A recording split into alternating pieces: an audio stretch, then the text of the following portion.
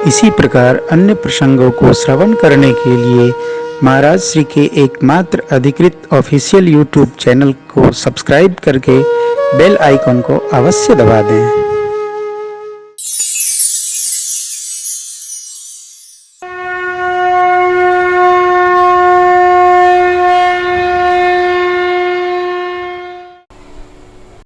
बड़ा सुंदर प्रभु ने क्या कहा, आप जो कहिए। भरत जी ने क्या कहा, ये सुनिए। हम तीनों भाई बन चले जाएं, मां और प्रभु अयोध्या चले जाएं। भरत जी के यही नहीं बुझा रहा है कि हम सरकार से कहें क्या। क्यों? सरकार ने कह दिया है, राखेव राव सत्यम मोहित्यागी, मुझे त्याग कर सत्य की रक्षा की पिताजी। तन परिहरेव प्रेम पनु लागी, तास बतन मेटत मन सोचू, तेहि तेहि अधिक तुम्हार संकोचू। देखिए, एक बड़ी अद्भुत बात प्रभु ने कह दी, श्रेष्ठ को कभी संकोच में नहीं डालना चाहिए। यहां हम केवट भैया को प्रणाम करते हैं। केवट जी ने भगवान को कभी संकोच में नहीं आने दिया, उनको संकोच न हो इसलिए कह दिया, ननाथ उतराई जाऊं। पिता को, माता को, पति को, भाई को, गुरु को कभी संकोच में न डालिए। हमारे लिए उनको सोचना पड़े, ये अच्छी बात नहीं है। संकोच में नहीं, कभी किसी को संकोच में न डालिए।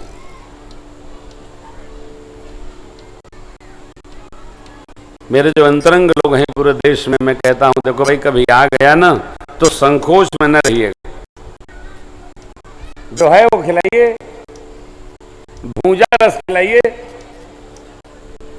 बाजारी का तो मिलता ही रहता है, जहां जाओ वहीं। संकोच में न रहिए। संकोच संबंध को हिलाता है।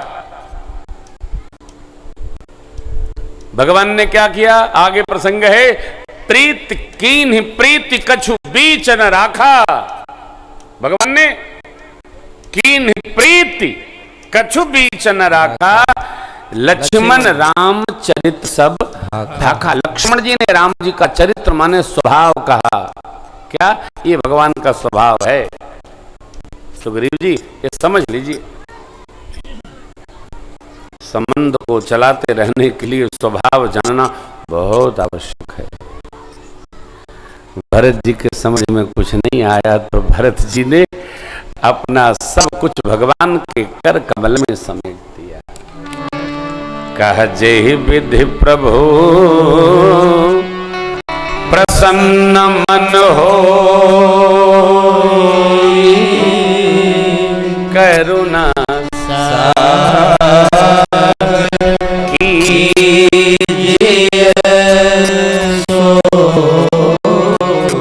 करुणा के समुद्र, जैसे सरकार का मन प्रसन्न हो।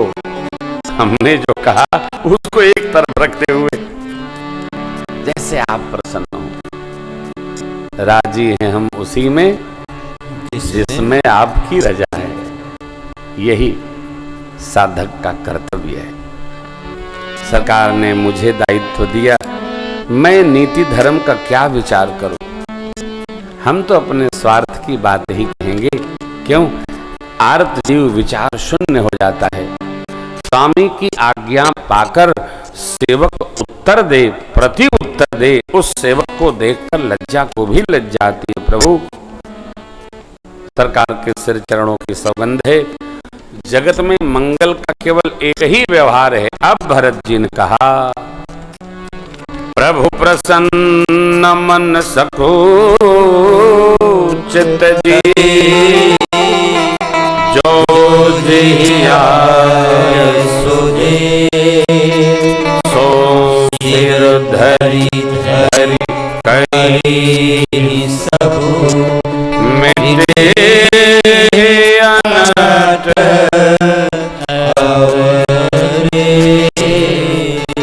सो सिर धरी धरी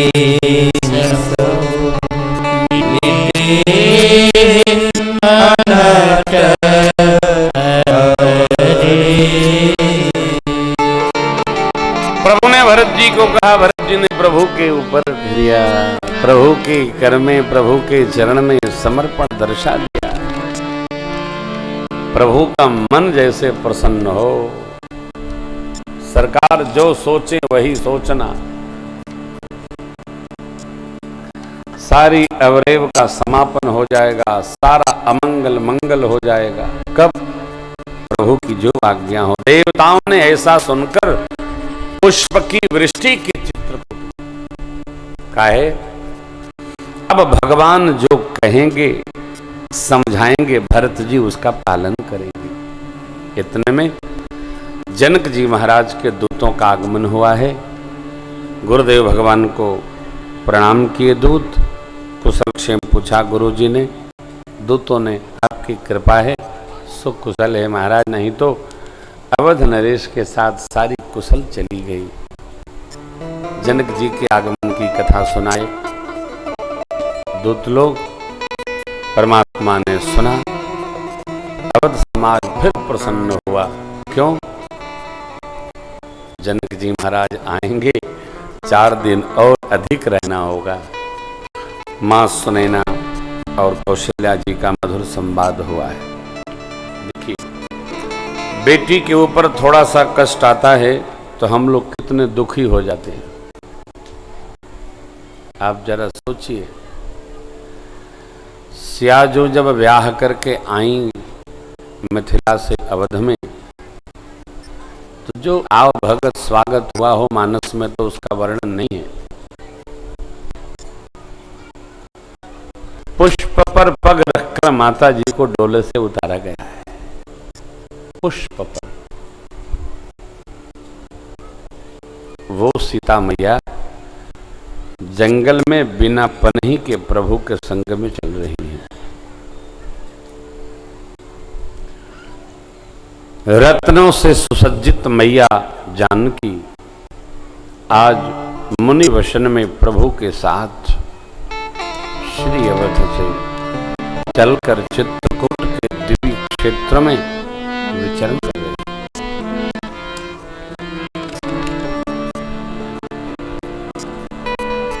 जीवन में सुख दुख तो आते जाते रहते हैं,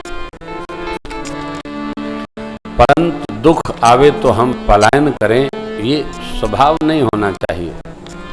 जब सुख के रस में हम डूबते हैं तो दुख का भाव भी थोड़ा संपर्क में आवे तो उसको मधुरता से भजन पूर्वक काट लेना चाहिए। सुख दुख दोनों भाई भाई है, कभी ये आएगा कभी ये आएगा।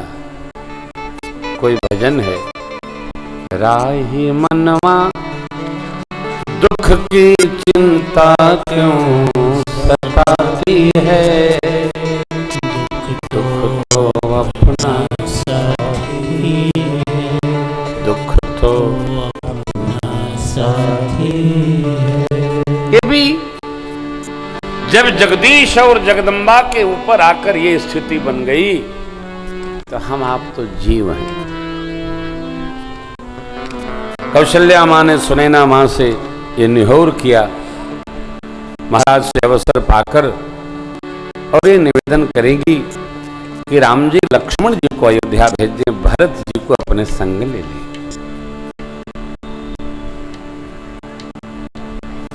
क्योंकि यदि भरत जी राम जी के संग नहीं गए तो अपना शरीर नहीं रखेंगे, ऐसा मुझे लगता है। गहबर ही कह कौशला मोहि भरत कर सो।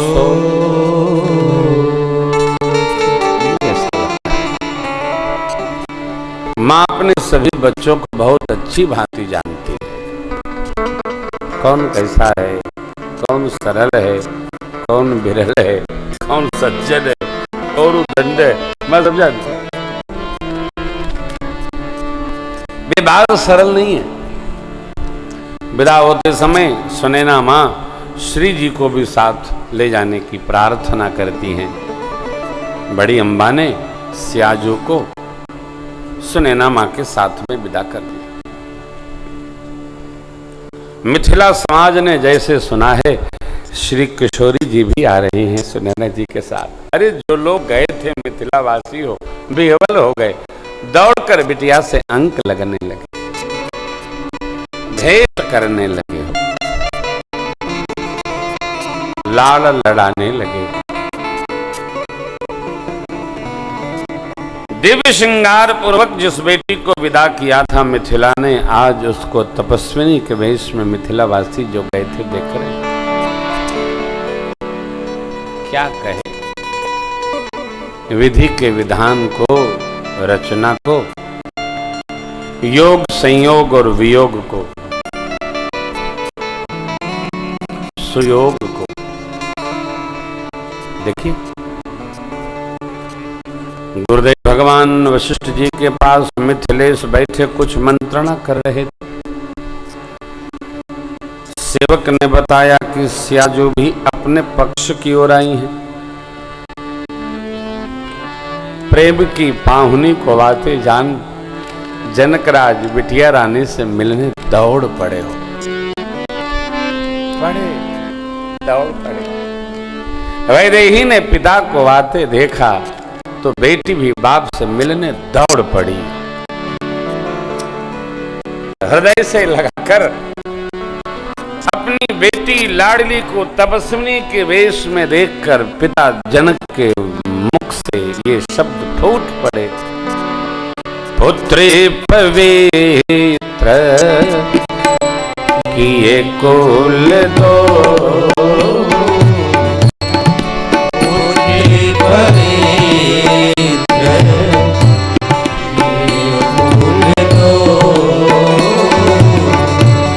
सुजस धवल जग कह सबको,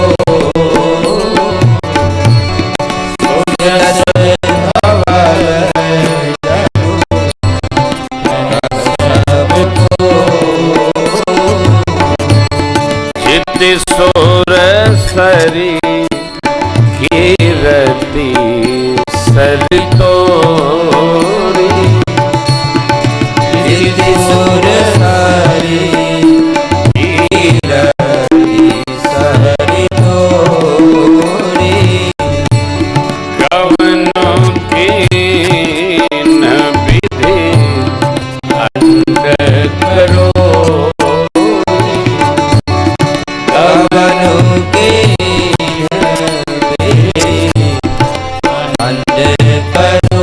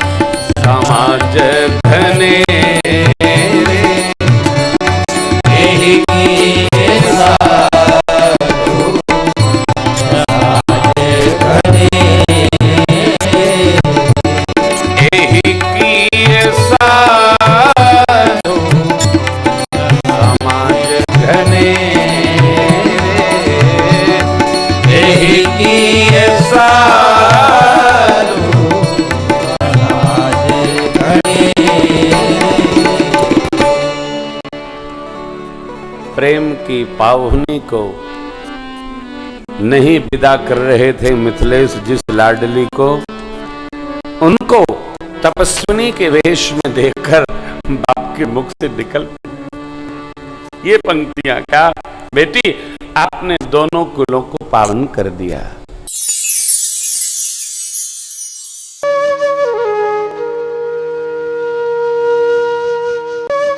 इसी प्रकार अन्य प्रसंगों को श्रवण करने के लिए महाराज श्री के एकमात्र अधिकृत ऑफिशियल यूट्यूब चैनल को सब्सक्राइब करके बेल आइकॉन को अवश्य दबा दें।